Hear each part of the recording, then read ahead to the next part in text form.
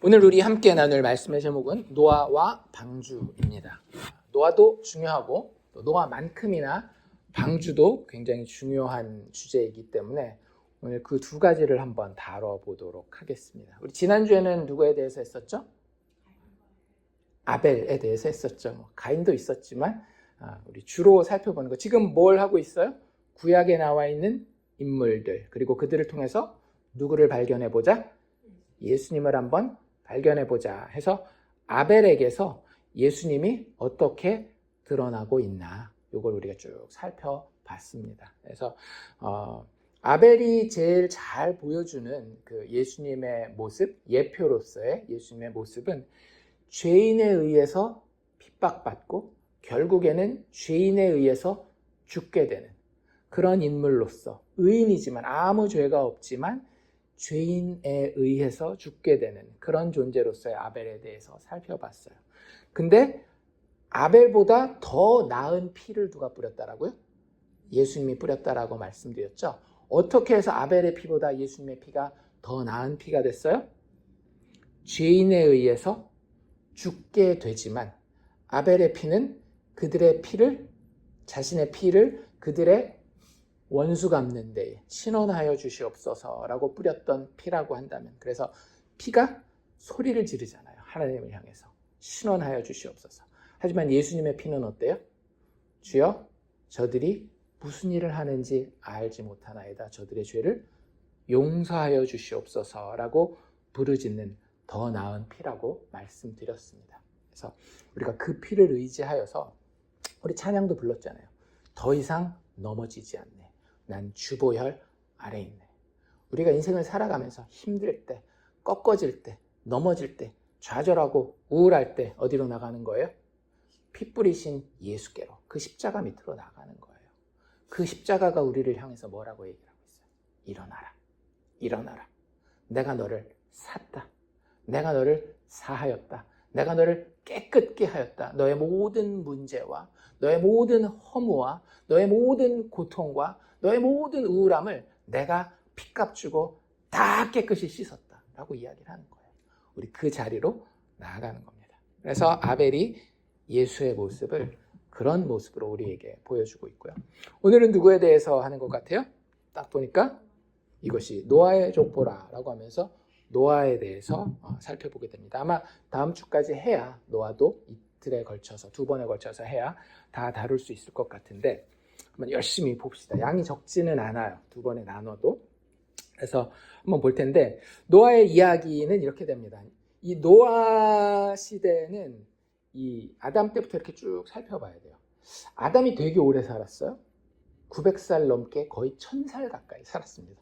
우리는 100살만 살아도 엄청 오래 사는데 그거에 10배를 산 거니까 정말 오래 산 거예요, 아담이. 근데 아담이 안타깝게도 노아까지는 못 봤어요.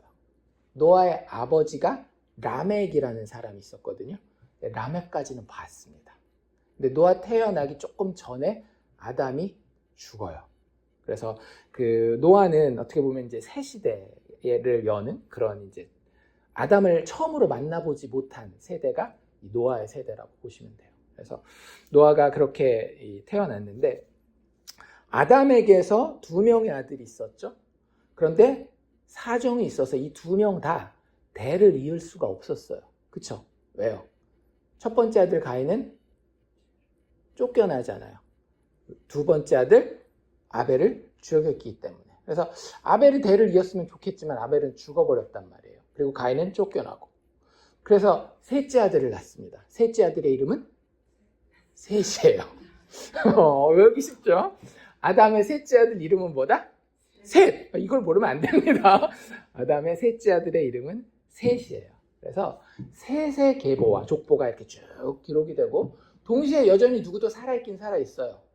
가인도 죽지는 않았어요. 쫓겨났긴 했지만 가인도 살아있기 때문에 가인의 족보와 셋의 족보가 이렇게 쭉 나눠집니다. 그래서 가인은 세상에서 흔히 얘기하면 잘 나가는 집안이 돼요. 성공하고, 야, 저 사람 기술도 좋고 힘도 세고 돈도 잘 벌고 건물도 화려하게 만들고, 뭐 이런 사람들의 자손이 어디에서 다 나왔다? 가인에게서 다 나와요. 반면 이 셋의 자손에 대해서는요, 특별한 얘기가 없어요. 뭐 노래를 잘 불렀다든지 뭐 무슨 기술이 좋았다든지 그런 거 없습니다. 근데 그 셋에게서 아들이 나오거든요.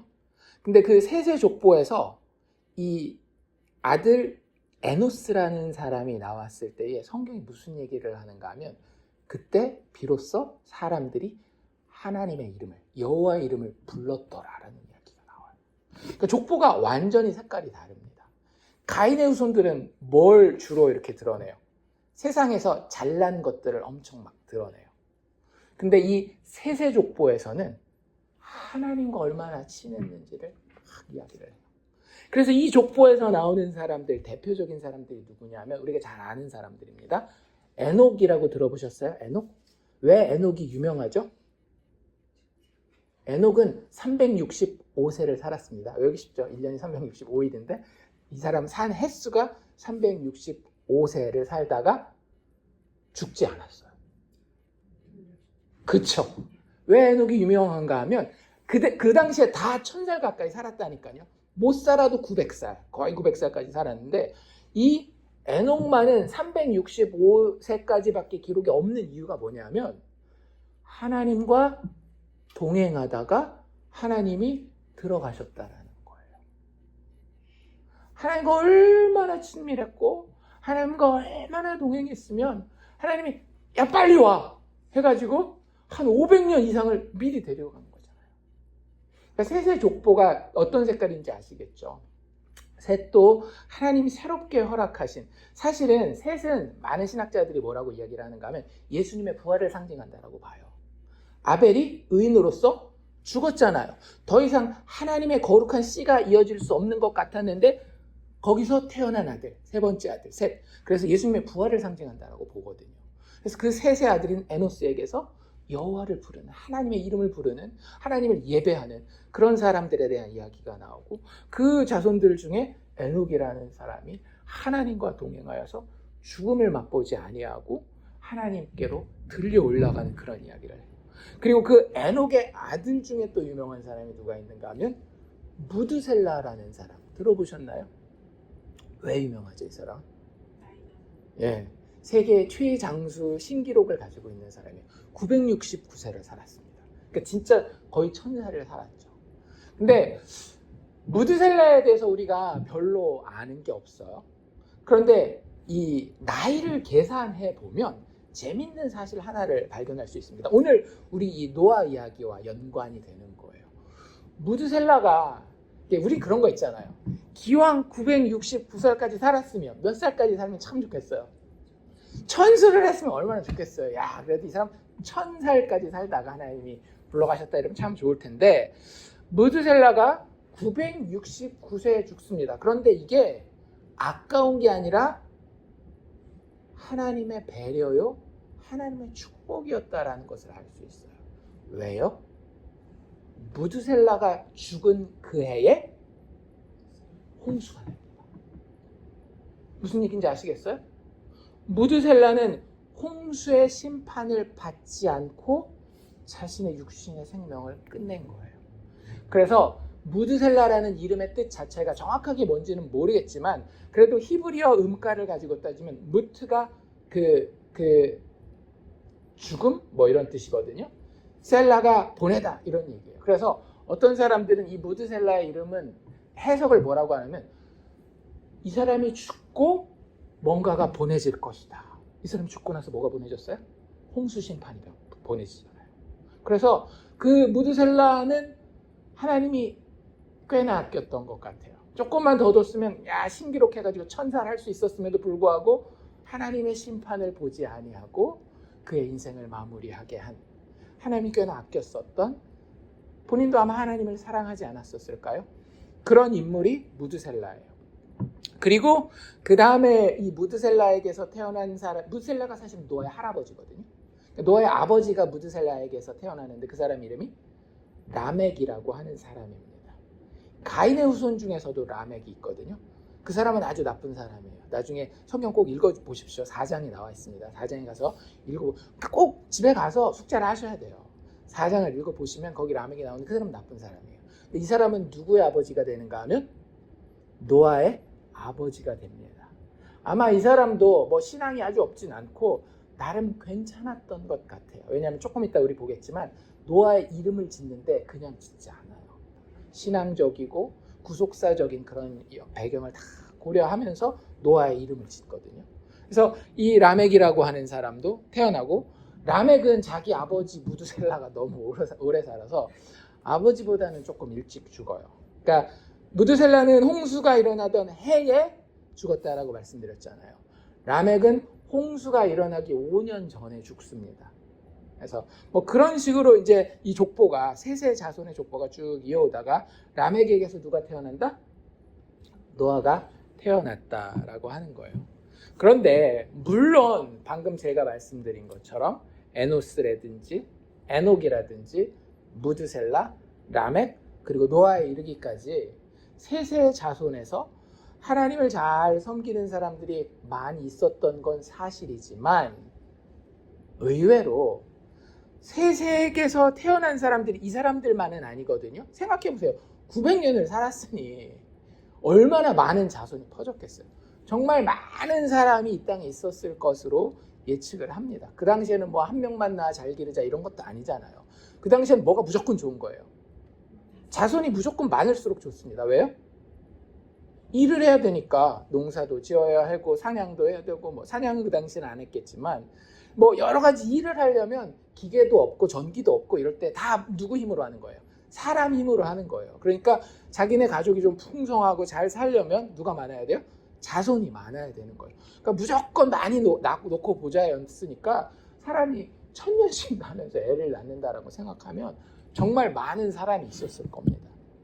그래서 그런 가운데에 하나님과 정말로 동행해서 하나님이 직접 이렇게 데리고 올라가는 에녹 같은 사람도 있는 반면, 그렇지 않은 사람들이 더 많았다가 성경의 진술이에요. 참 안타깝지 않습니까? 셋이라고 하는, 어떻게 보면 하나님의 언약을 담은 그 그릇에게서 나온 자들이, 하나님을 섬긴 자들도 있었지만 하나님을 섬기지 않은 자들이 훨씬 더 많았다라는 거예요. 뭐 그 당시에 인구가 몇 명이었는지 몰라요. 사람마다 계산하는 방식에 따라서 수억이라고 이야기하는 분들도 있고, 뭐 몇십만, 몇백만 이야기하는 사람들도 있는데, 뭐 최소한 몇백만 명이라 할지라도 그 중에 나중에 알고 보니까 하나님이 보시기에 의로운 자는 몇 명밖에 없었어요. 8명밖에 없었어요. 노아와 노아의 아내, 그리고 노아의 아들 3명, 노아의 며느리 3명 해서 8명밖에 없었어요. 최소 100만 명 혹은 수억 명 중에. 그러니까 여러분들 안심하지 마십시오. 교회 다니는 사람이 많다라고 해서, 혹은 교회에 와서 앉아있다 할지라도 그 가운데에 구원받지 못할 사람들이 대부분이라는 거예요. 목사로서 이런 이야기 하는 게 불편합니다. 왜요? 교회 다 와서 앉아있는데 우리 교회 나왔으니까 다 구원받을 겁니다 라고 얘기하면 얼마나 좋겠어요. 그런데 성경의 역사가 우리에게 보여주는 게 그렇지 않은 거예요. 우리가 깨어있지 않으면은요, 정말로 하나님 앞에 예수 그리스도의 의 안에 붙들려 있지 않으면 성경의 역사는 그대로 인간은 어떻게 되는지를 다 보여주고 있어요. 그래서 뭐 여러 가지 이유가 있는데, 하나님이 평가하신 평가가 이랬습니다. 우리가 6장 9절부터 읽었는데, 그 앞에 보면 6장 5절에 어떤 표현이 나와 있는가 하면, 여호와께서 사람의 죄악이 세상에 가득함을 보셨다라고 이야기를 해요. 그리고 그 죄악이 가득하다라는 걸 뭘 보는지 아세요? 우리는 죄악이 가득하면 그때 그 사람들이 살인 강도 많이 했나 보다, 도둑질 많이 했나 보다, 막 이런 거 생각하잖아요. 그런데 하나님이 그런 걸 보신 게 아니라 뭐라고 얘기를 하는가 하면, 세상에 죄악이 가득한데 그의 마음에 생각하는 모든 계획이 항상 악한 것을 보셨다라는 거예요. 뭘 보셨대요? 행위가 아니라 마음을 보셨다라는 거예요. 나는 평생에 거짓말 한 번을 안 했어, 도둑질 한 번을 안 했어, 살인 강도는 물론 나는 전혀 안 했어. 근데 식탁에서 내가 우리 옛날에 그런 거 있잖아요. 그 어떤 그 사람들 밥 더는 거, 세공 친구 셋이서 밥을 더는데 셋이서 어떻게 밥을 나는데 어떤 친구는 자기 거 제일 많이 담고 다른 두 명의 친구들 건 조금 담고 어떤 친구는 공평하게 다 똑같이 담고 어떤 친구는 친구들 둘 거 뭐 조금 더 많이 해주고 나는 이렇게 조금 담고 거기서만 해도 딱 뭐가 드러나요. 이기적이고 자기만 챙기는 사람 딱 드러나잖아요. 자기 것만 대부분의 사람들이 공평하게도 안 담아요. 일단 누구 거 제일 먼저 챙겨요? 내 거 제일 많이 꼬봉으로 딱 담아놓고 내가 이 정도면 배불러서 더 못 먹겠다. 남는 걸로 딴 사람들이 이렇게 해주잖아요. 하나님 그걸 보셨다는 거예요. 여호와께서 사람의 죄악이 세상에 가득함과 근데 그 근거가 뭐라고요? 그의 마음으로 생각하는 모든 계획이 항상 악할 뿐임을 보시고 누구 얘기하는 거예요? 제 얘기를 하는 거예요. 죄인으로 태어나서 죄인으로 살 수밖에 없는 하나님의 은혜와 예수 그리스도의 죄 씻음 없이는 도저히 이 악하고 이기적인 모습에서 벗어날 수 없는 모든 죄인은 이야기를 하는 겁니다. 여기에 홍수 심판은 특별히 노아 시대에 그 사람들이 더 악했기 때문에 받는 심판이 아니라 모든 죄인이 하나님의 의로움 앞에서 하나님의 거룩함 앞에서 마땅히 받아야 할 그런 심판을 이야기를 하는 거예요. 어쨌든 그 시대가 그랬다라고 하는 거죠. 그러니까 5절에서는 뭐라고 이야기를 하고 있는가 하면 그 노아라는 이름을 지을 때 라멕이 노아라는 이름을 짓게 되는 사연에 대해서 이야기를 하는데 뭐라고 이야기를 하는가 하면 그 이름을 노아라 하여서 여호와께서 땅을 저주하심으로 수고롭게 일하는 우리를 이 아들이 안위하리라 라고 하면서 라멕이 인생을 살아보니까 어떻다라는 거예요. 수고롭게 일해야 되더라. 수고롭게 일을 해도 인생이 만만치가 않더라라는 거예요. 그리고 우리가 읽은 6장 11절에 뭐라고 얘기를 하고 있는가 하면 그때의 온 땅이 하나님 앞에 부패하였다. 포악함이 땅에 가득하였다라고 하면서 노아 이전부터 노아까지 이어지는 그 시대상이 어땠는지를 우리에게 잘 보여주고 있는 겁니다. 그 시대는 결코 희망찬 그런 시대가 아니었어요.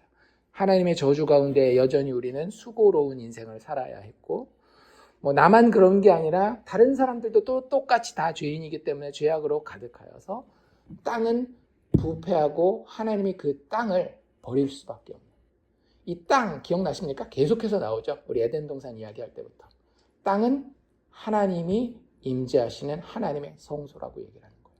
이스라엘 백성들에게도 성전이 있었는데 그 성전을 하나님의 백성들이 더럽히잖아요. 왕들이 솔로몬 막부터 시작해가지고 우상들이 오고 우상신 숭배할 뿐만 아니라 막 여러 가지로 더럽힌단 말이에요. 그랬을 때 하나님이 어떻게 해요? 성전을 버려버리시죠. 이 똑같은 성전과 같은 이 당시의 개념이 땅이라고 말씀드렸잖아요.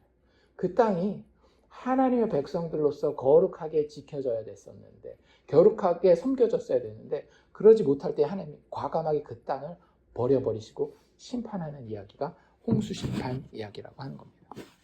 그래서 하나님이 홍수심판을 그냥 내리지는 않으셔요. 13절 우리가 읽은 데 보면 뭐라고 되어 있는가 하면 하나님이 노아에게 이르시되 라고 하면서 하나님이 노아한테 홍수에 대해서 뭐하고 계시는 거예요? 예고하고 계시는 거예요. 다른 모든 사람들은 몰랐을지 모르겠지만 누구는 알고 있었던 거예요? 노아는 알고 있었던 겁니다. 그리고 여기서 볼 수 있는 게 뭐냐면요. 이 노아랑 하나님이 참 친밀한 관계에 있었구나. 노아도 하나님께 얘기를 하고 하나님도 노아에게 이야기하고 이게 쭉 읽다 보면은요. 여호와께서 노아에게 하나님이 노아에게 이런 표현이 이 홍수 기사에 계속 반복해서 나옵니다. 우리도 하나님과 그런 관계인지 한번 생각해 보세요. 내 스스로의 믿음을 점검해 보시기를 바랍니다. 정말로 하나님이 말씀을 통해서 나의 기도 생활을 통해서 나에게 말씀하시고 계시는가? 이루고 계시는가? 그리고 나도 하나님께 나의 모든 것을 정말로 진실하게 살아계신 하나님으로서 이야기하고 말하고 있는가? 노아는 그런 관계에 있었던 것 같습니다. 그래서 심판이 있을 것이다. 그 끝날이 내 앞에 이르렀다. 내가 그들을 땅과 함께 멸할 것이다 라고 이야기를 합니다. 단 내가 너는 살리겠다라는 거예요. 근데 살리는 방법이 있어요. 어떻게 해요? 방주를 만들어라. 그래서 그 방주를 통해서 내가 너와 너의 아들들과 너의 아내와 너의 며느리들까지 구원할 것이다 라고 이야기를 해요. 얼마 동안 이 방주를 만들었을까요? 5장 32절에 보면 노아가 아들을 낳은 나이가 나와 있거든요. 노아가 500세 때 아들을 낳아요. 아들 3명인데 셈과 함과 야벳인데 500세 됐을 때부터 아들을 낳았고, 홍수가 언제 일어나는가 하면 노아가 600세 때 홍수가 일어납니다. 그러니까 그 사이에 100년 갭이 있잖아요. 근데 지금 홍수에 대해서 방주 만들라라고 할 때 하나님이 누구에 대해서 언급해요? 아들뿐만 아니라 아들의 며느리까지 언급하고 있죠. 그러니까 500세의 아들들을 낳았으면 최소한 15년에서 20년은 지나야 결혼해서 며느리들이 생길 거 아니에요. 그러니까 이 100년 중에서 한 1, 20년 빼면 한 노아가 방주를 만든 기간이 한 못해도 80년, 70년 이 정도는 방주를 만드는 거예요. 그래서 그 방주를 만듭니다. 그리고 드디어 노아가 600세 되었을 때에 하나님이 이제 홍수가 올 것이다 라고 7일 전에 알려줘요. 홍수 일어나기 7일 전에 7장 4절에 보면 지금부터 7일이면 내가 40주야를 땅에 비를 내릴 것이다 이렇게 이야기를 합니다. 그래서 그 7일 전에 이제 뭐를 시작하는가 하면 방주는 이제 아까 얘기한 것처럼 한 7, 80년 동안 만들었다라 그랬잖아요. 그 만들고 난 이후에 7일, 마지막 그 7일에 드디어 누구를 들여보내는 거예요?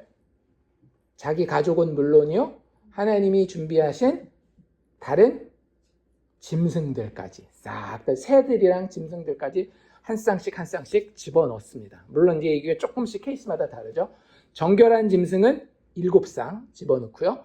부정한 짐승들은 2쌍씩 집어넣어요. 그리고 노아 홍수는 몇 층으로, 노아 방주는 몇 층으로 돼 있어요?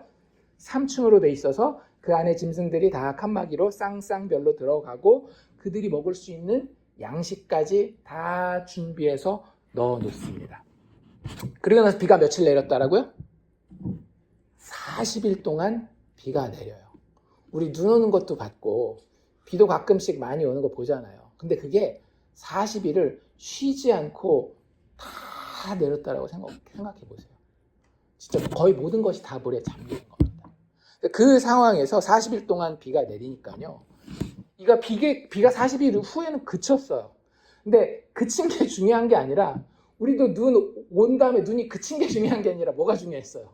눈이 녹는 게 중요한 것처럼 물이 가득 차니까 이 물이 빠지는 게 중요한 거예요. 물이 빠지는데 며칠 걸렸을까요? 150일 동안 빠질 기미가 안 보이는 겁니다. 150일 동안 물이 그냥 그대로 있는 거예요. 150일이 지나고 났을 때, 비가 오기 시작해서부터 150일이 지나고 났을 때 드디어 이제 홍수 그친 지는 꽤 오래됐으니까 40일만 비 오고 150일이 됐을 때 방주가 이렇게 방주 모양은 이게 읽으면서 혹시 상상해 보셨는지 모르겠는데 우리가 생각하는 배랑은 좀 다릅니다. 우리가 생각하는 배는 밑에가 어때요? 이렇게 날씬하게 생겼죠. 유선형이라고 해가지고 물을 이렇게 치고 나가야 되니까 물을 잘 이렇게 치고 나갈 수 있는 모양으로 되어 있는데 이건 그냥 박스처럼 생겼다라고 생각하시면 돼요.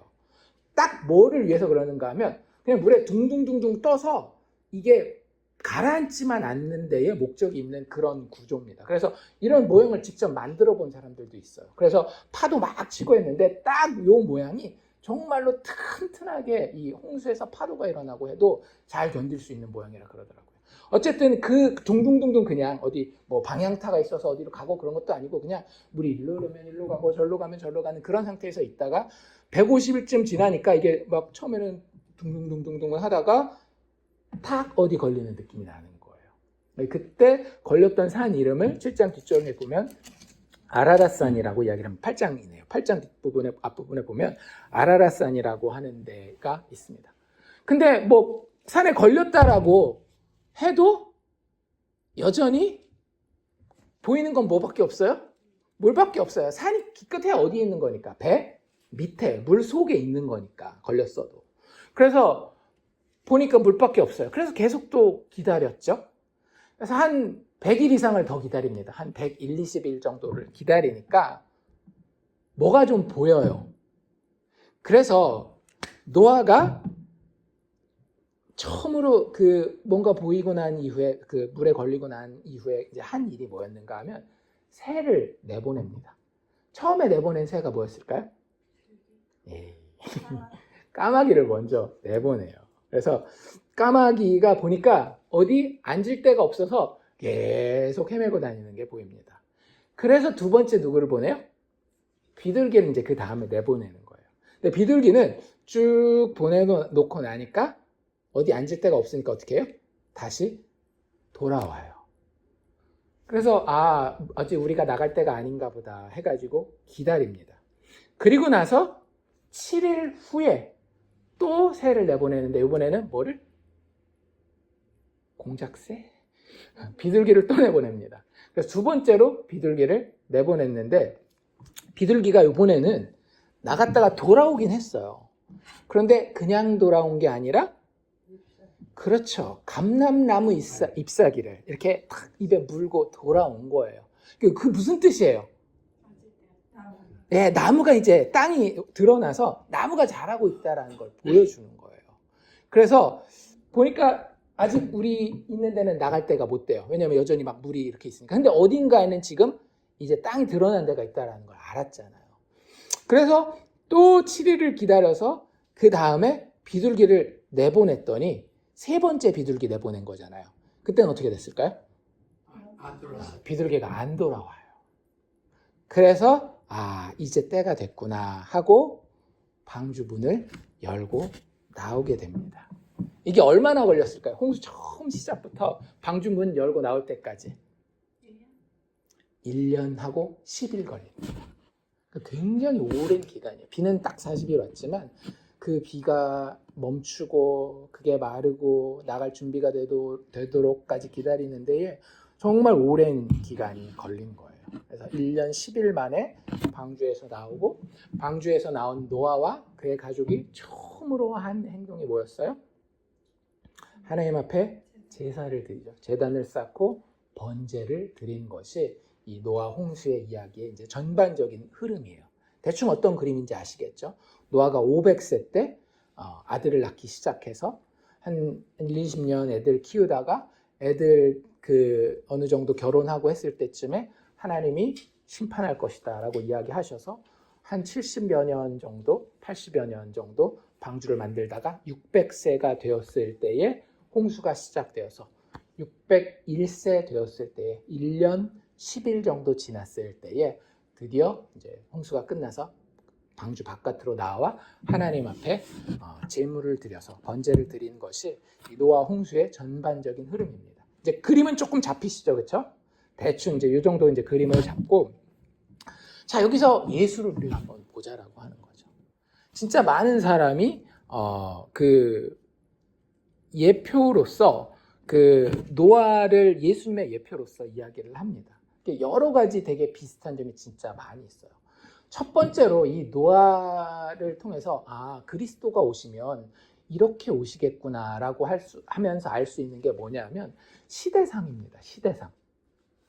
이 노아의 홍수 심판이 임할 때에 그 당시의 시대가 예수 그리스도의 초림 혹은 예수 그리스도의 재림의 시대와 아주 유사해요. 하나님의 약속된 심판이 이제는 내려올 것이다 라고 하는 그것. 그때가 노아 때였잖아요. 근데 예수님이 오실 때도 마찬가지예요. 예수님께서 이 땅에 오셔서 초림으로 십자가를 통해서 세상을 둘로 나눕니다. 어떤 자와 어떤 자? 예수 믿을 자와 예수 믿지 않을 자. 그래서 예수 믿을 자는 구원받고 예수 믿지 않는 자는 심판받는 것. 그리고 그게 실제가 되는 건 또 언제예요? 예수님이 다시 오시는 재림의 때란 말이에요. 그때와 노아의 때가 되게 비슷한 게 예수님 스스로 마태복음에서 이렇게 이야기를 하십니다. 마태복음 24장 37절 39절에 보면 예수님이 마지막 날에 대한 이야기를 하시거든요. 그때 뭐라고 이야기하시는가 하면 노아의 때와 같이. 누구의 때와 같이? 노아의 때와 같이. 누구의 임함도 그러리라? 인자의 임함도 그러하리라. 인자가 누구예요? 예수님이에요. 신약 성경에서 예수님이 자기 자신을 가리켜서 내가라는 표현보다도 더 즐겨하시는 표현이 인자, 사람의 아들이라는 표현을 훨씬 더 즐겨 하시거든요. 다시 들어보십시오. 노아의 때와 같이 인자의 임함도 그러하리라. 어떻게 비슷하냐 하면 홍수 전에 노아가 방주에 들어가던 그 날까지 어떤 일이 있었는가 하면 그 시대 사람들이 먹고 마시고 장가들고 시집가고 있으면서 홍수가 나서 그들을 멸할 때까지 깨달았다 못 깨달았다? 깨닫지 못하였으니 노아 때 그랬었던 것처럼 인자의 임함도 이와 같으리라. 예수님 처음 오셨을 때 어땠어요? 딱 예수님 오시니까 막 모든 사람들이 알아서 야 우리가 드디어 이제 메시아가 오셨으니까 메시아만 섬기고 그래야 되겠다 그랬어요? 아니면 자기 살던 대로 다 살았습니까? 자기 살던 대로 다 살 뿐만 아니라 오히려 예수님을 미워하고 시기 질투해서 죽이기까지 하잖아요. 예수님 다시 오시는 날도 어떨까요? 똑같을 겁니다. 예수님 다시 오는 그날도 우리가 봤을 때 세상은 야 주님이 오시려면 빨리빨리 그 더 악한 사람부터 팍 처단하고 그래야 될 거 그렇지 않아요. 주님 오실 때까지 모든 사람들이 여기 나와 있는 것처럼 먹고 마시고 장가들고 시집가고 하면서 똑같이 살 거라.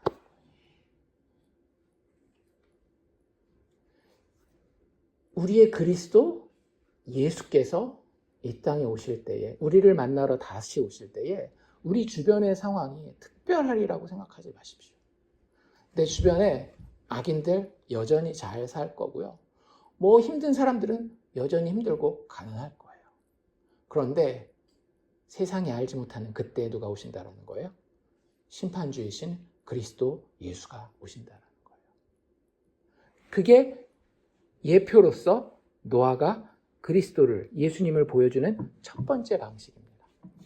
또 노아가 예수님을 보여주는 방식이 있는데요. 그것은 바로 그의 이름입니다. 노아. 뭐 가끔씩 애들 이름 중에 노아라는 이름을 짓는 경우들도 있더라고요. 뭐 김노아, 이노아, 뭐 이런 장노아 뭐가 되든지 노아라는 이름을 짓는 경우가 있는데 이 노아가 무슨 뜻일까요? 사실 우리가 아까 읽었던 그 본문에 살짝 나와 있었어요. 제가 그 라멕이 노아 이름 지었다고 그랬잖아요. 아버지 라멕이 노아 이름을 짓는데 이렇게 이야기를 해요. 라멕이 182세에 아들을 낳고 이름을 노아라 하여 이르되 일노아라고 이름을 지었어요. 근데 그렇게 이름을 지은 이유가 나온다라고요.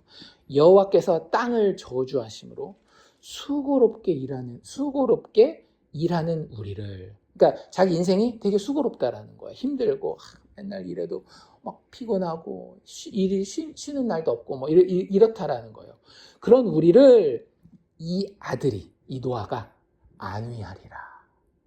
그래서 노아의 뜻이 뭘까요? 안위, 안식, 평안 이런 뜻입니다. 휴식, 위로 이런 뜻을 가지고 있어요. 이 아들이, 그러니까 이민 세대를 살아보면 그런 기대들 하잖아요. 이민 1세대가 왔어요. 쉴 틈이 있어요? 없어요? 없어요. 한국에서 의사를 하다 온 사람들도 뭐 요즘엔 좀 다르겠지만 특히 옛날에는 의사 박사를 하다 온 사람들도 요새는 뭐 옛날에는 이민 딱 오면 세탁소 뭐 이런 데 다 들어가서 밤낮 없이 일하잖아요. 근데 어디에 소망이 있어요? 애들한테 소망이 있죠. 그래도 우리가 이렇게 힘들게 하면 우리 애들 때에는 좋은 학교 가고 번듯한 직장 잡아서 뭐 애들도 잘 살고 또 누구도 득도 보는 거예요. 나도 애들 득도 좀 봐가지고 이렇게 노후가 좀 평안하리니 이런 생각 하잖아요. 아마 그런 비슷한 생각 아니었을까요? 라멕도 참 힘들게 인생을 살았던 것 같아요. 근데 그 힘들게 살던 인생에서 애를 탁 노아를 낳고 보니까 그래, 네가 나한테 위로가 된다. 네가 건강하게 크고 또 잘 커서 또 우리 가문에 위로가 되고 안식이 되는 그런 사람이 되면 좋겠다라는 이름으로 이름을 노아, 안식, 위로라고 이렇게 지은 겁니다. 우리 인생에 근데 진짜 안식과 위로가 있나요? 애들 그렇게 잘 키우면? 아니죠. 애들 키워보셔서 아시죠. 애들 키우면 애들 키우는 대로 더 걱정거리만 늘어가고 근심거리와 한숨 푹푹 쉴 거리만 늘어가잖아요. 라멕은 어땠을까요? 라멕은 진짜 노아 키우면서 야, 내가 이제 마음을 놓아도 좋겠다, 안식하고 평안하겠다 그랬을까요? 그러지 않았을 거예요. 물론 노아가 착한 아들이었던 것 같긴 해요. 그러니까 도움은 좀 줬겠지만 궁극적인 안식과 위로를 노아가 가져다 주지는 못했을 거예요. 노아가 결국 뭘 막을 수 없었어요. 자기 아버지의 죽음을 막을 수가 없었잖아요.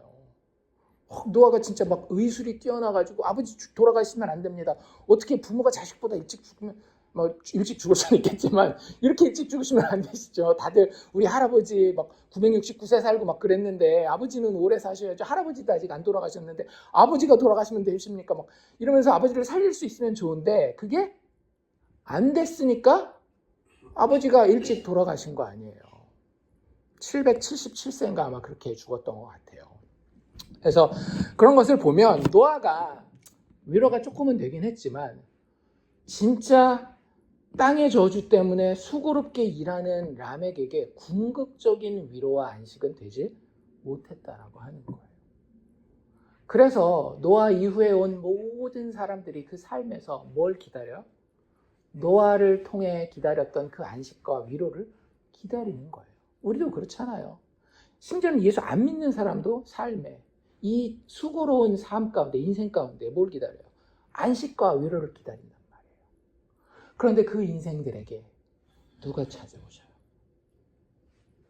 예수 그리스도께서 찾아오셔요. 그래서 뭐라고 말씀하셔요? 수고하고 무거운 짐진 자들아 다 내게로 오라. 그렇죠? 왜? 자기가 누구니까? 내가 진짜 노아야. 내가 진짜 안식이야. 내가 진짜 위로야. 다 내게로 오라. 내가 너희를 쉬게 하리라. 안식하게 하리라. 위로하리라.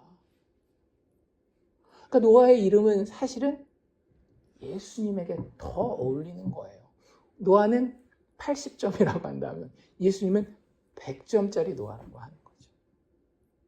그 노아를 기다리고 그 노아를 체험했지만 결국은 이 세상은 심판 가운데 다 죽을 수밖에 없었어요. 하지만 우리의 참 노아 되시는 예수께서는 우리에게 완성된 안식과 완성된 위로를 주신다고 하는 거예요. 그렇게 노아가 우리에게 예수님을 보여주고 있는 거예요. 또 노아가 어떻게 예수님을 보여주고 있느냐? 노아에 대한 평가를 이렇게 잘 읽고 있으면 야 이거 예수님 얘기인데 하는 게 있어요. 우리가 아까 처음에 읽었던 게 9절이었잖아요. 6장 9절. 거기에 노아에 대해서 이렇게 소개를 합니다. 이것이 노아의 족본이라고 하면서 노아는 첫 번째 뭐예요? 의인이요. 두 번째 뭐래요? 당대의 완전한 자라. 세 번째 그는 하나님과 동행하였으며. 이게 웬만한 사람들한테는 쓰기 쉽지 않은 표현입니다. 우리 미리 예습을 좀 할게요. 다음 주에 나올 이야기인데 노아가 술 마시고 깽판 부리는 거 아십니까? 노아가 술 먹고 거기 취해가지고 뻘개 먹고 길바닥에 누워 자요. 창피하죠, 그렇죠? 근데 그런 사람을 여기 뭐라고 이야기를 하고 있어요? 의인이고 완전한 자고 하나님과 동행했다라고 이야기를 해요. 노아가 정말 의인이었을까요? 상대적으로 의인이었겠죠. 다른 사람들에 비교했을 때, 그렇죠? 노아가 완전했을까요? 여기 그래서 완전하다라는 표현 옆에 뭐가 있었어요? 당대에 다른 그 시대에 살던 그 시대 다른 사람들에 비해서는 비교적 완전한 사람이었다라는 거예요. 그리고 하나님과 동행했지만 때로 술 마시고 취하면 하나님과 동행 안 할 수도 있는 그런 사람이 노아였던 거예요. 노아의 노아됨은요 다 어디 있었는지 아십니까? 노아가 내가 인생 한번 잘 살아보리라, 하나님 앞에 한번 순종해보리라, 거기에 노아의 노아됨이 있는 게 아니라 그 구절 바로 앞에 노아의 노아됨의 근거가 있어요. 뭐래요? 그러나 노아는 여호와께 은혜를 입었더라. 여기서 은혜는요 우리가 보통 그 구약 성경에서 보는 헤세드라고 하는 은혜랑은 좀 다르게 헨이라고 하는 은혜예요. 그런데 헤세드는 언약 관계일 때 하나님이 베푸시는 은혜지만 헨은 어떤 은혜인가 하면 우리가 누군가를 처음 만났어요. 근데 사람들을 처음 만났을 때 왠지 모르게 미운 사람도 있고 왠지 모르게 이쁜 사람도 있죠.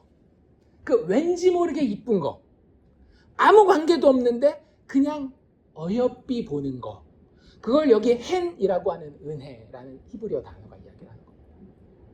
노아를 그냥 처음 봤을 때부터 하나님 어땠다라는 거예요? 그냥 이쁘게 봤다라는 거예요. 어여삐 봤다라는 거예요. 은혜롭게 여겨서 그가 죄질만 하면 에이 그러지 마, 내가 이렇게 해줄 테니까, 이렇게 해가면서 하나님이 노아를 의의 길로 이끄시고, 당대에 야 세상 사람들이 다 그런다고 너도 그러면 안 되지 하면서 좀 더 그나마 상대적으로 완전한 사람 쪽으로 이끄시고, 그리고 하나님이 그렇게 해주니까 노아도 하나님이 좋아서 쫄래쫄래 쫓아다니다 보니까 하나님과 동행하는 자가 된 거예요. 무슨 얘기인지 아시겠어요?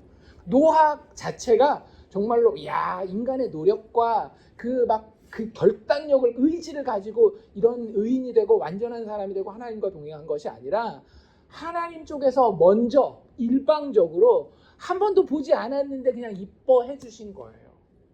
그래서 그것 때문에 잘 큰 거죠, 노아가 나름. 무슨 얘기인지 아시겠죠? 그리고 이 하나님과 동행한다라는 표현이 한 번 더 나오는데 어디 나왔는가 하면 에녹에 나와요. 그러니까 하나님이 얼마나 이뻐한 사람들에게 쓰는 표현인지 아시겠죠? 에녹, 죽음을 보지 아니하고 하나님 직접 데려간 자가 하나님과 동행했었던 자인데, 그런 자가 바로 이 노아였다라고 하는 거예요. 그런데 방금 말씀드린 것처럼 노아는 이게 부족한 80점짜리 의인, 80점짜리 완전한 자, 80점짜리 하나님과 동행했다라고 한다면 진짜 100% 의인, 100% 당대뿐만 아니라 모든 인생의 역사를 다 살펴봤을 때도 완벽한 자, 그리고 하나님과 한시도 떨어지지 아니하고 동행한 자가 있어요. 그게 누구예요? 예수님. 그 예수님을 노아가 할 일이 있기 때문에 지금 노아를 그렇게 표현하고 있는 거예요. 노아가 할 일은 앞으로 누가 할 일인가 하면 예수님이 할 일이거든요. 근데 그 노아가 어떤 사람이었느냐? 의인이요 당대의 완전한 자여 하나님과 동행하는 자로서 이 일을 하게 되는 거예요. 만약 이게 없었으면 노아는 이 일을 못하게 될 사람이거든요. 근데 이걸 아주 완벽하게 하는 모델이 예수님이기 때문에 그분이 하실 일은 노아가 이룬 그 일보다 훨씬 더 완벽하게 그 결과를 가지고 올 거라고 하는 거죠. 그래서 이 노아에 대한 평가가 참 재밌습니다. 그러니까 노아보다도 예수님에게 훨씬 더 알맞는 말이고요. 그리고 이 노아를 평가하는 표현이 여기 구약에만 나오는 게 아니라 신약에도 좀 나오거든요. 그 중에 하나만 제가 가지고 오면 되게 재밌는 표현이 있어요. 베드로후서 2장 5절에 보면 하나님을 경홀히 여기는 자들에 대한 심판에 대한 이야기를 합니다. 그 심판 이야기를 할 때 노아 이야기를 가지고 와요. 노아 홍수가 있으니까. 그때 뭐라 그러는지 잘 들어보십시오. 옛 세상을 용서하지 아니하시고, 그러니까 이게 노아 심판 얘기하는 거 아시겠죠? 옛 세상을 용서하지 아니하시고 오직 의를 전파하는 노아와, 노아를 뭐라고 소개하고 있어요? 의를 전파하는 노아와 그 7 식구를 보존하시고 경건하지 아니한 자들의 세상엔 심판을 내리셨다, 이런 이야기가 나온다라고요. 노아를 뭐라고 평가하고 있다라고요? 의를 전파하는 자. 예수님 딱 누구예요? 의의 전파자, 복음의 전파자 아닙니까? 너희들 스스로 의로울 수 없어. 그래서 그 의의 근거 자체를 누가 마련해요? 본인이 마련하시잖아요. 어디서? 십자가에서. 죄인들이 감당할 수 없는 죄의 대가를 예수님이 십자가에서 피 뿌려 죽으심으로 그 대가를 치러서 그 의를 누구에게 전해줘요? 하나님의 택한 자들에게 다 전해주시잖아요. 자신이 하늘로 승천해서 올라간 이후에도 누구를 쓰셔서 그의 제자들과 앞으로 오게 될 믿음의 사람들을 통해서 의의 전파자의 근원이, 기원이 되신 분이 누구예요? 예수님이라고요. 그런데 그 예수님의 구약의 예표로 등장한 사람이 바로 누구라는 거예요? 노아라는 거예요. 의의 전파자 노아. 그래서 그런 식으로 노아가 예수님을 보여주고 있고요. 또 한 가지는 뭐냐면 노아 홍수가 끝나고 나면 우리 다음 주에 조금 더 자세히 보긴 할 텐데, 노아가 마치 하나님에게 누구 대접을 받는가 하면 아담의 대접을 받습니다. 아담이 어떤 대접을 받아요? 하나님이 아담을 만들고 나서 생육하고 번성하여 땅에 충만하라, 거기 있는 모든 것을 다스리라, 이런 얘기 하시잖아요. 그런 이야기를 똑같이 누구에게 하시는가 하면 노아에게 하셔요. 그러니까 첫 아담이 있었다라고 한다면 첫 아담에게서 누가 나와요? 모든 인류가 나오잖아요. 그런 것처럼 그 모든 인류를 이제는 싹 다 지워버렸잖아요. 이제 누구만 남은 거예요? 노아만 남았기 때문에 노아가 이제 다시 무슨 역할을 하는 거예요? 두 번째 아담 역할을 하는 거예요. 이제부터 나오는 모든 인류는 누구를 통해서 하지 않고는 나올 수가 없어요? 노아를 통하지 않고는 나올 수가 없는 거예요. 그래서 새 인류의 대표, 즉 두 번째 아담으로서의 역할을 노아가 감당합니다. 그런데 이건 육체의 새 인류죠. 하나님께서는 이 육체의 새 인류를 통해서 궁극적으로 뭘 바라보기를 원하셨는가 하면 하나님과 영원히 교제할 수 있는, 하나님을 알아볼 수 있는 영적인 인류에 대해서 생각하고 계셨어요. 맨 처음부터. 그래서 그 영적인 인류의 대표, 마지막 아담, 그게 누구예요? 예수님이죠. 그래서 새 인류의 대표, 그러니까 두 번째 인류의 대표였던 그 노아는 그 자기 백성을 노아가 구원하잖아요. 어떻게 구원해요? 자기의 순종으로 구원합니다. 어느 정도 순종했는지 혹시 보셨어요? 아까? 22절에 보면 6장 22절 우리가 읽은데 마지막에 노아가 그와 같이 하여 하나님이 자기에게 명하신 대로 다 준행하였더라. 하나님이 방주에 대해서 하신 얘기, 짐승들에 대해서 하신 얘기 하나도 빼먹은 게 있대요? 없대요? 없어요. 다 준행하였어요. 그리고 그 뒤에 7장에도 보면 홍수 시작되기 전까지 노아가 여호와께서 자기에게 명하신 대로 다 준행하였더라. 노아가 자기 이후에 오는 백성들을 구원하는 방식이 뭐였는가 하면 순종으로 자기 사람들을 구원하는 거였어요. 새 인류를 그렇게 구원했습니다. 그런데 영적인 새 인류의 대표 되시는 예수님도 똑같은 방식으로 자기 사람들을 구원하셔요. 어떻게? 자신의 죽기까지의 순종으로 하나님이 자기에 맡긴 모든 자들을 다 구원하시죠. 어디에 나와 있어요? 빌립보서 2장 8절. 사람의 모양으로 자기를 나타나사 자기를 낮추시고 죽기까지 복종하셨으니. 노아가 하나님의 명령을 다 준행한 것처럼 예수님도 하나님의 아버지의 뜻을 다 준행하여 순종하였는데 어떻게 하기까지? 죽기까지 복종하셨으니 곧 십자가에 죽으십니다. 여러분들 순종의 마지막은 뭐예요? 목숨을 내어놓는 겁니다. 노아는 거기까지 가지 않았어요. 왜? 그냥 예표였기 때문에.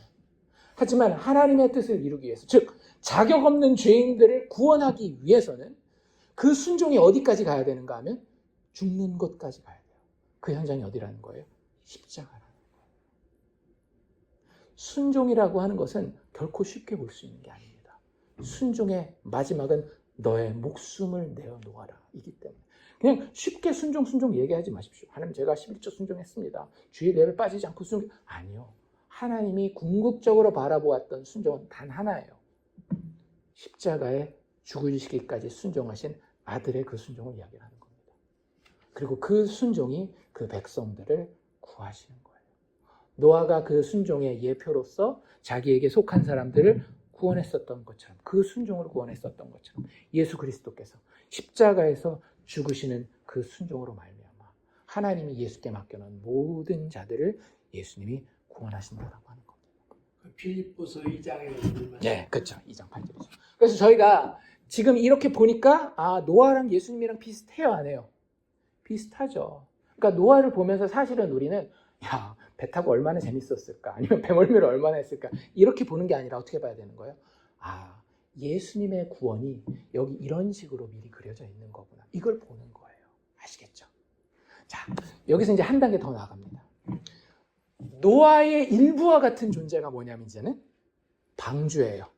방주는 곧 노아입니다. 무슨 얘기인지 아시겠어요? 노아가 만든 것이고 노아가 하나님의 명령에 순종하여서 자신의 분신으로 만든 거예요. 방주는 곧 노아라고 보시면 좋은데 이 노아의 방주도 결국에는 누구를 미리 보여주기 위함인가 하면 예수님을 미리 보여주기 위함이에요.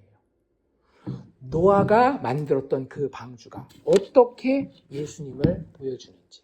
첫 번째는 뭐냐면 방주의 의미가 뭐예요? 그 당시에. 그쵸. 근데 그냥 구원이 아니라 하나님이 제공하시는 거예요. 그리고 뭐 우리가 막 노력하고 그런 게 아니라 하나님이 은혜로 제공하신 구원의 수단이 방주입니다. 그런데 이 방주 말고도 이 홍수 심판 가운데 살 수 있는 방법이 있었어요? 없었어요? 없었어요. 하나님이 은혜로 제공하신 유일한 구원의 수단이 바로 방주였던 거예요. 이것과 똑같은 것이 누구예요? 예수님이에요. 내가 아니고는 아버지께로 올 자가 있다 없다? 없어요. 하나님이 은혜로 제공하신 유일한 구원의 수단, 그것이 방주였던 것처럼 하나님께로 오는 길은 여러 갈래 길이 아닙니다. 요즘에 종교다원주의라고 해서 우리가 사이좋게 지내야지 이런 사람들이 참 많아요. 기독교랑 불교랑 굳이 싸워야 돼? 기독교랑 이슬람교랑 굳이 싸워야 돼? 우리 다 같이 모여서 같이 우리 성찬절도 같이 축하하고 석가탄신일도 같이 모여서 축하하고 서로 뭐 카드도 보내주고 선물도 보내줘야지 그래요. 뭐 사이좋게 지내는 걸 뭐라 그러는 건 아니에요. 그런데 뭘 믿고 있는지, 가슴과 머리 가운데 뭘 믿고 있는지는 좀 생각을 해봐야 되는 거죠. 그렇게 할 수 있다라는 건 많은 경우에 뭘 이야기를 하는가 하면 우리는 우리 방식대로 구원받고 너희는 너희 방식대로 구원받는 거야. 그럼 구원의 길 몇 개가 되는 거예요? 여러 개가 되는 거예요. 성경은 거기에 절대 눈 감고 있지 않습니다. 나 외에 10계명 1계명이 뭐예요? 나 외에 다른 신을 내게 두지 말라. 구원의 길이 하나님이 정하신 한 가지 외엔 없다라는 거예요. 홍수 심판 때에, 물 심판 때에 하나님을 향해서 구원받을 수 있는 유일한 길이 노아의 방주였던 것처럼 하나님이 공급하신, 하나님이 제공하신 그 은혜의 수단 방주였던 것처럼 마지막 불심판 때에 하나님이 그 죄인들을 구원하시는 유일한 방책은 방주 되시는 예수 그리스도 안에 연합하는 길 외에는 없다라고 하는 거예요. 어떻게 우리가 다른 구원의 길을 이야기할 수 있겠습니까? 제 이야기가 아니에요. 사도들이 이렇게 이야기한다라니까요. 베드로 전서에 보면 3장 20절 21절에 그들은 전에 노아의 날 방주를 준비할 동안 하나님이 오래 참고 기다리실 때에 복종하지 아니하던 자라. 그 하나님의 심판 가운데 있었던 자들을 얘기를 하는 거예요. 70년 80년을 방주 만들 동안 그 노아가 뭐 했겠어요? 아까 의의 전파자라고 얘기를 했잖아요. 회개하고 하나님의 심판을 피해서 방주에 타라라고 계속 얘기했을 거예요. 방주를 준비하는 동안. 근데 거기 복종했어요? 안 했어요? 복종하지 않았기 때문에 심판에 빠지게 되는데 그 심판에 빠지는 사이에 살게 된 사람들이 있어요. 어디에 탄 사람들? 방주에 산 사람들. 하나님의 유일한 구원 수단인 그 방주에 탄 사람들. 그들에 대해서 뭐라고 이야기하는가 하면 방주에서 물로 말미암아 구원을 얻은 자가 몇 명 있으니 곧 8명이라. 누구만 구원받았다라고요? 방주에 있었던 사람들. 방주로 말미암아 그 물에 의해서 구원받은 사람들이 있다라는 거예요. 그리고 뭐라고 얘기하는지 잘 들어보십시오. 물은 예수 그리스도께서 부활하심으로 말미암아 이제 너희를 구원하는 편이 곧 세례라. 이는 육체의 더러운 것을 제하여 버림이 아니요 하나님을 향한 선한 양심의 간구이다. 물이 절대 그 자체로 나쁜 게 아닙니다. 물이 그렇게 확 휩쓸고 갔을 때 땅이 어떻게 됐어요? 깨끗해졌죠. 죄인들은 죽었지만 결국 물은 필요한 거예요. 궁극적으로 필요한 겁니다. 문제는 어디에 있어요? 내가 그 물에 의해서 심판받을 대상인지 구원받을 대상인지라고 하는 거예요. 아담과 그 가족이 나왔을 때 얼마나 환경이 쾌적했겠어요. 뭐 때문에? 물 때문에. 그래서 어떻게 돼야 된다라는 거예요. 물로 우리가 죽어야 된다라는 거예요. 근데 그 죽어야 될 물에서 살 수 있는 길이 하나 있다라고요. 그게 뭐예요? 예수 그리스도. 그와 연합하여서 그 안에 들어가는 거예요. 내가 주 안에, 주가 내 안에. 그게 세례의 의미예요. 내가 물에 씻어져서 죽을 뿐만 아니라 주와 함께 다시 살아납니다. 그 침례교 같은 경우는 어떻게 해요? 사람을 물에 집어넣었다가 꺼내잖아요. 내가 예수와 함께 죽고 예수와 함께 다시 살아납니다. 그게 예수 믿는 거예요. 예수라고 하는 방주 안에 내가 들어갑니다. 그 구원의 유일한 길이 나에게 실체가 되는 거예요. 방주는 결국 누구를 예표하는 거였어요? 예수님을 예표하는 거였어요. 또 방주에 재밌는 점이 하나 있습니다. 방주를 뭘로 만들어요? 요즘에는 기술이 좋아서 막 쇠로 배를 만들지만 옛날엔 다 배는 뭐로 만듭니까? 나무로 만들어요. 우리의 구원이 어디서 이루어져요? 십자가라고 하는 저주받은 나무에서 이루어집니다. 뭐 당연히 뭐 배는 나무로 만드니까 그건 우연의 일치 아니에요? 라고 이야기할 수 있겠지만 잘 들어보십시오. 아직 끝나지 않았습니다. 무슨 나무로 만들었을까요? 대나무? 소나무? 참나무? 성경에 나와 있어요. 우리가 읽은 14절에 보면 6장 14절에 보면 안 보셔도 돼요. 안 보셔도 돼요. 고페르나무라고 하는 게 있습니다. 들어보셨어요? 고페르나무? 여기서밖에 못 봤죠. 성경에도 여기 단 한 번 나오는 거예요. 그래서 아무리 연구를 많이 한 학자들도 고페르나무가 무슨 나무인지 몰라요. 이 세상에 지금 없는 나무예요. 어떻게 보면. 모르니까. 네, 지금 이제 이거는 개역 개정이고 이거보다 조금 더 옛날 성경이 있었잖아요. 개역 한글. 거기에는 이게 번역을 해서 나와서 뭐라고 돼 있었는가 하면 전나무라고 돼 있었습니다. 전나무. 근데 전나무 아니에요. 전나무 아니에요.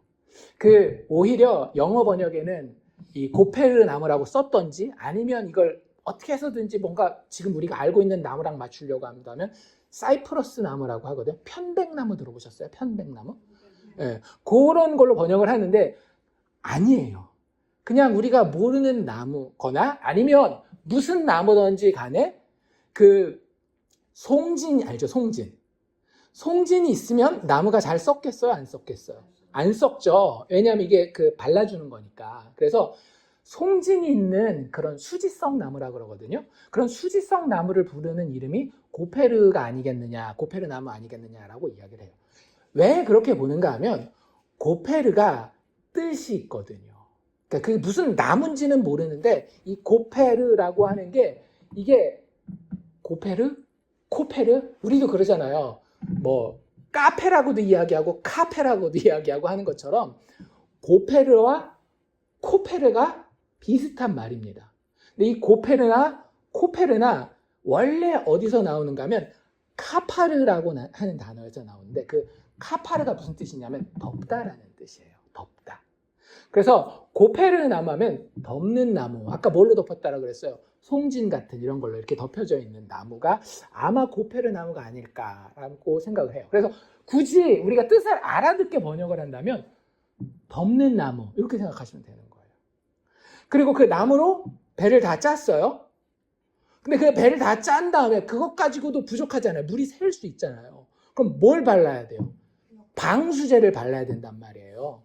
방수제 뭘 발랐다라고 돼 있는가 하면 여기 보면 고페르 나무로 방주를 만들되 그 칸들을 막고 역청으로 그 안팎에 칠하라. 역청이 뭔지 아시죠? 아스팔트 깔 때 그 까만 거 있잖아요. 그게 역청인데 한국말로는 역청하고 고페르 나무하고 완전 다르죠. 근데 히브리어 원어로는 이 고페르 나무는 고페르고 역청은 코페르입니다. 아까 카페랑 카페랑 거의 비슷한 거라고 얘기한 것처럼 역청이라고 하는 것도 무슨 뜻이냐면 결국은 덮다, 덮는 것 이런 뜻을 가지고 있는 거예요. 그러니까 이 나무의 이름도 덮는 나무, 역청도 덮는 것 뭐 이런 뜻을 가지고 있어요. 이게 재밌는 게 뭐냐면 아까도 얘기한 것처럼 이게 다 카파르라고 하는 단어에서 나오는데 이게 덮다라는 뜻이긴 그게 기본 뜻이긴 해요. 근데 성경에서 참 여러 번 쓰이거든요. 근데 쓰일 때마다 대부분 덮는다라는 뜻으로 안 쓰이고 무슨 뜻으로 쓰이는지 혹시 아세요? 속량하다라는 뜻으로 쓰입니다. 예를 들자면 우리가 친구가 빚을 많이 줬어요. 야 친구 너 빚 줬는데 야 영어로 커버가 덮다라는 뜻이거든요. 커버가 덮다라는 뜻인데 야 너 빚 줬어? $1 밀리언 100만 불 빚 줬어? 내가 다 커버할게. 이게 무슨 뜻이에요? 내가 대신 내줄게. 속량해줄게. 이런 얘기거든요. 그래서 덮다가 속량하다라는 뜻이고 성경에서 거의 이 단어 카파르라는 동사가 쓰일 때 80% 이상은 속량하다로 쓰여요. 덮는다라는 뜻보다는. 그러면 이 방주의 재료인 고페르 나무와 그걸 둘러싸고 있는 역청이 그 안에 있는 사람들을 어떻게 해주는 거예요? 덮어줄 뿐만 아니라 속량해 주는 거예요. 구원해 주는 거예요. 그래서 이 크프르, 고페르 뭐 이게 어디에도 나오는가 하면 1년에 한 번 죄인들의 죄를 사하기 위해서 유대인들이 하나님의 존전에 나아가는 날이 하루 있었습니다. 그 지성소 있잖아요. 지성소. 성전에 지성소에 한 번 딱 나갈 수 있는 날이 있는데 그 날을 뭐라고 부르는가 하면 대속죄일. 날일이잖아요. 날일. 어느 날. 이게 히브리어도 날을 욤이라고 이야기를 해요. 그리고 뒤에 속죄하는 날이니까 욤 뭐라고 붙어야 되겠잖아요. 욤 키푸르. 아시네. 그쵸? 욤 키푸르. 그것도 크푸르잖아요. 고페르, 코페르, 키푸르. 그것도 다 이 단어, 카파르라는 단어에서 왔더라고요. 욤 키푸르가 무슨 뜻이냐면 덮어주는 날이라는 거예요. 아까 우리가 번역한 대로 속량해주는 날, 대속죄일. 죄라고 하는 것은 하나님이 뭐 해주시는 거예요? 덮어주시는 거예요. 그래서 재밌는 건 뭐냐면 하나님의 성소에 들어갈 때에 처음에 제단 있는 제단 뜰이 있고 그 다음에 들어가는 그 촛불과 그 진설병이 있는 성소가 있고 그 성소에서 더 들어가면 마지막 휘장을 지나고 뭐가 있어요? 지성소. 지성소 안에 딱 하나 있습니다. 뭐 있어요? 하나님의 법궤가 있어요. 근데 그 법궤는 그냥 법궤로가 중요한 게 아니라 그 법궤 중에서도 하나님이 임재하시는 곳이 있습니다. 하나님의 은혜로 죄인이 하나님을 만나도 죽지 않는 은혜의 보좌가 있어요. 그걸 뭐라고 부르는가 하면 뚜껑인데 천사 둘이 날개를 이렇게 넣고 있고 시은좌라고 불러요. 은혜의 보좌. 그런데 그 은혜의 보좌를 부르는 또 다른 이름이 있는 거 아세요? 속죄소라고 불렀습니다. 그 뚜껑을 부르는 이름이 속죄소예요. 그 속죄소도 뭐라고 부를까요? 카포레트. 아까 카파르 무슨 뜻이라고요? 덮다, 속량하다. 그러니까 하나님을 만나는 죄인이 만나서 하나님의 은혜 때문에 죽지 않는 그 자리에 어떤 은혜가 있는 거예요? 덮어주시는 은혜가 있는 거예요. 비가 막 내려서 심판을 통해서 죄인들을 깨끗하게 다 쓸어버리는 그 자리에서 우리가 살 수 있는 길은 뭐밖에 없다라는 거예요. 하나님의 덮어주심. 예수 그리스도의 보혈로 덮어주심. 방주에 덮어주심 밖에 없다라는 거예요. 예수의 피가 어디에 뿌려졌는지 아십니까? 어린 양의 피가? 대제사장이 아까 얘기한 대로 법궤 앞에 나아가서 하나님을 만나야 되겠는데 하나님이 아무리 은혜의 보좌라 할지라도 거기서 대제사장이 그냥 만나면 죽어요. 그래서 들어갈 때 지성소에 들어갈 때 뭘 들고 들어가요? 어린 양의 피를 가지고 들어갑니다. 그리고 그 위에 뿌려요. 뭐 하라고? 하나님 어린 양의 피로 우리의 죄를 덮어주시옵소서. 그래서 사는 거예요. 죄인은 다르게 사는 방법이 없습니다. 하나님의 덮어주시는 은혜만이 죄인들을 구원해 주시는 거예요. 방주가 쏟아지는 물 심판에서 사람들을 덮어 구원해낸 것처럼 하나님은 어린 양의 피로 죄인들을 덮어 그들을 구원하십니다. 아담과 하와가 그 부끄러움으로부터 어떻게 구원받았어요? 하나님이 피 뿌려 지으신 가죽옷을 그들에게 입히심으로 덮으심으로 구원받지 않았나요? 죽어야 할 아기 모세가 어떻게 구원받았어요? 갈대 상자에 뭘 발랐게요? 혁청 덮는 것을 발라서 죽어야 할 아기 모세가 그 나일강을 따라가다가 살게 되는 거예요. 6월절 어린 양의 피도 그 집을 덮잖아요. 바른다라고 하는 건 덮는 거잖아요. 그렇게 했을 때 하나님의 심판의 사자가 그 집을 멸하지 아니하고 넘어가는 것이 6월절 아니었습니까? 패스오버. 구원받는 자는요, 하나님에 의해서, 그리스도에 의해서 덮여지는 자입니다. 그걸 신약에서는 뭐라고 이야기를 하는가 하면 구원받는 자는 그리스도로 옷 입은 자이다 라고 이야기를 하는 거예요. 갈라디아서 3장 27절에 이런 말씀이 나와 있습니다. 누구든지 그리스도와 합하기 위하여 세례를 받은 자는, 믿는 사람을 이야기를 하는 거예요. 그리스도로 옷 입었느니라. 여러분들 그리스도의 옷을 입으셨습니까? 하나님의 덮어주시는 그 방주의 은혜 가운데에 살고 계십니까? 그리스도와 그렇게 연합하셨습니까? 기독교가 이야기하는 구원의 본질은요, 사람 고쳐 쓰는 게 아니에요. 사람들도 다 알잖아요. 사람 고쳐 쓰는 거 아니다라고 이야기하잖아요. 물론 좀 개선이 될 수는 있겠지만 하나님이 홍수 심판 다 하고 나서 뭐라 그러는지 아세요? 홍수 심판 다 하고도 그 다음 주에 한 번 더 보긴 할 텐데 여호와께서 그 제물을 받으실 때에 제사 받으시면서 이렇게 얘기하셔요. 내가 다시는 사람으로 말미암아 땅을 저주하지 아니하리니. 이미 심판은 다 끝났습니다. 의인 노아와 그의 가족만 살아있을 때 하나님이 하시는 이야기예요. 막 칭찬해야 될 것 같잖아요. 그렇지 않아요. 이는 사람의 마음이 계획하는 바가 어려서부터 악함을 알리라. 우리 고쳐서 뭔가 좀 될 거라고 생각하지 마십시오. 우리에게는 소망이 없습니다. 우리가 하나님의 거룩하신 심판 아래 살 수 있는 유일한 길은 그분의 덮어주시는 은혜밖에 없다라고 하는 거예요. 예수 십자가의 보혈로 그저 덮으시면 내 내용물, 사도 바울마저도 뭐라 그래요? 로마서 7장에 보면 오호라 나는 곤고한 자로다. 누가 이 사망의 몸에서 나를 구원할꼬. 우리의 내용물은 있는 모습 그대로 여전히 부족하고 연약할 수 있어요. 하지만 우리가 하나님 앞에 의롭게 되고 구원받는 유일한 이유는 뭐예요? 예수께서 우리를 그대로 덮어 가려주셔서 하나님의 심판을 면하게 하시기 때문입니다. 이 덮어주심은 하나님이 예전부터 가지고 계신 법칙이에요. 우리 지난번에도 봤잖아요. 에스겔서 16장 8절에 보면 내가 내 곁으로 지나며 보니 내 때가 사랑할 만한 때라. 내 옷으로, 하나님이 이스라엘 백성들에게 하시는 말씀이에요. 내 옷으로 너를 덮어 벌거벗은 것을 가리고 내게 맹세하고 언약하여 너를 내게 속하게 하였느니라. 나 주 여호와의 말이니라. 우리가 하나님 앞에 구원받는 것은요, 우리가 변화받고 막 우리가 잘나서 뭔가 하기 때문이 아니라고 하는 거예요.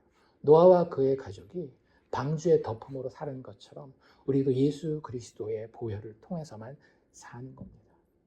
에베소서 4장 23절 24절에 보면 사도 바울은 이걸 이렇게 표현하고 있어요. 오직 너희의 심령이 새롭게 되어 하나님을 따라 의와 진리의 거룩함으로 지으심을 받은 새 사람을 입어라. 예수를 입으시기를 바랍니다. 예수로 덮이시기를 바랍니다. 의의 전파자로서 예수님이 이 땅에 오셨습니다. 그래서 그 예수님이 자신의 십자가 죽음을 통해 우리를 덮어주실 때에 우리는 매일을 살아가면서 그 덮어주시는 애를 묵상하고 그 사랑하시는 예수를 우리도 사랑합니다 라고 매일매일 고백할 수 있기를 주의 이름으로 축원합니다.